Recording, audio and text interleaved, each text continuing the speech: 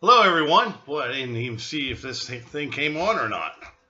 I don't know. Sometimes this computer, it kind of worries me, but I see the timer is moving, so it is recording. So let me say this again. Good morning. This is Pastor Britt Strohecker at New Beginnings Church of Middletown, Pennsylvania. Hope everyone is having a great day. And this week we've been talking about putting on the armor of God. And I want to move on to the next piece of armor today. And we want to pick it up here at verse 16. In every battle, you will need faith as your shield to stop the fiery arrows aimed at you by Satan. So, they're talking about faith as a shield. And a lot of people say, yeah, I have a faith, I have my religion, I have my beliefs, but that's not what we're talking about here. Faith means that we have a trust in God, that we trust Him completely, that we're willing to share our most personal thoughts with Him, that we're willing to share with Him all of the things that we don't normally share with other people, that we have an open and honest conversation with Him whenever we talk to Him in prayer. We talked about that before in other segments previously, but we have to have a close walk with God. We have to have a good relationship that's going with the Lord, because if we don't have that good relationship, then we really don't have that faith shield that we need so that we can fend off any attacks from Satan. So why is it important to have that shield? Well, Satan is always constantly looking for ways to exploit us, or to get after us, or to come at us when we least expect it. And that's the thing. He likes to use stealth. He likes to use cunning. He likes to use manipulation. He'll come to you and make you feel like he's your best friend. All the while he's setting you up. And you have to understand that every time you have any type of interaction with Satan, he's setting you up. And he's setting you up so that he can do harm to you in some way. That's why you need the shield of faith, because Satan's got a whole bunch of fiery arrows in his quiver, like it says here in the Word. And he's going to shoot those at you until he hits his target. And he's not going to stop. And there's going to be some days where you're going to face an onslaught. And you know what I'm talking about. There's some days that go smooth and everything goes well. And at the end of the day, you feel pretty satisfied and you feel pretty happy. And you just kick back your feet and think, wow, that was a good day. But there's other days that you come home and you think, oh my gosh, could this day have been any worse? I mean, I know that you guys have all experienced that in some way, shape, or form.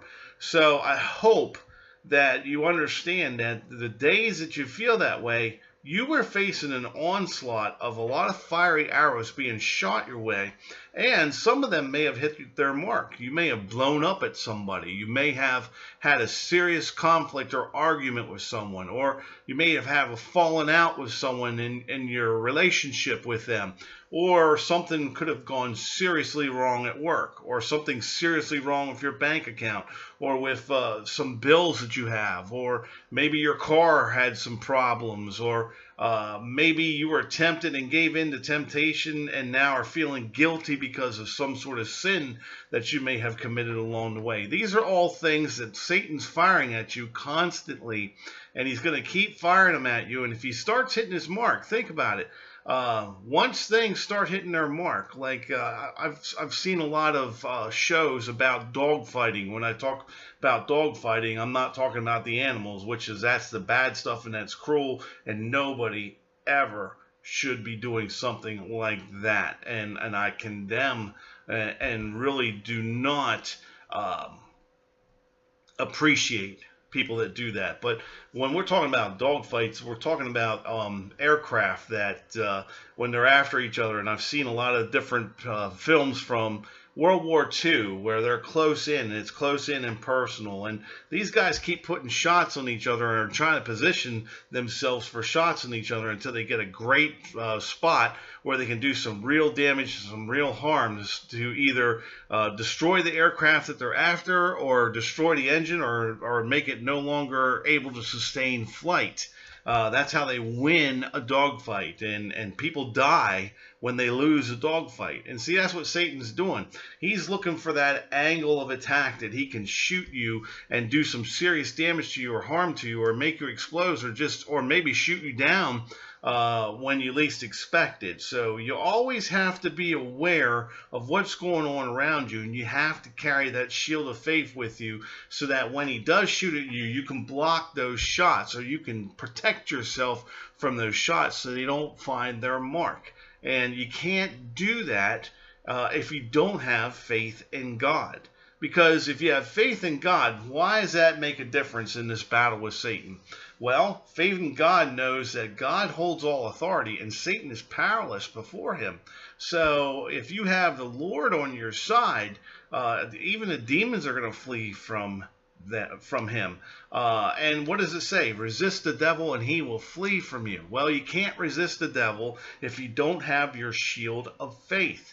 And your shield of faith means that you need to have that close personal relationship with God, that close personal walk with him, because without it, you're not going to survive the battle. And without it, you are vulnerable to take shots from the devil that are going to hit their mark and essentially do some damage to you that you're going to either have to recover from, or it may make you crash and burn. So that's the things that we're talking about with this armor of God, and it's important that we put it on. And you know, the things that we're talking about today, this is why this is in Ephesians. This is why Ephesians tells us that we need to don the armor of God every day instead of walking spiritually naked in this world. And let me remind you of what it says in the beginning here. It says, be strong with the Lord's mighty power. Put on all God's armor so that you will be able to stand firm against all strategies and tricks of the devil. For we are not fighting against people made of flesh and blood, but against the evil rulers and authorities of the unseen world, against those mighty powers of darkness who rule this world, and against wicked spirits in the heavenly realms. Use every piece of God's armor to resist the enemy in the time of evil, so that after the battle you will still be standing firm. That's why we need to have each piece of these things that are spoken of in the equipment of God's armor.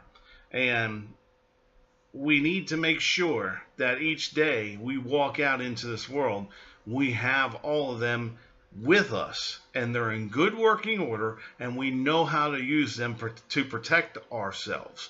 So we have to make sure that we understand how each piece works, just like a soldier needs to understand how each piece of his equipment works, so that when the time of need comes, he can use it and survive.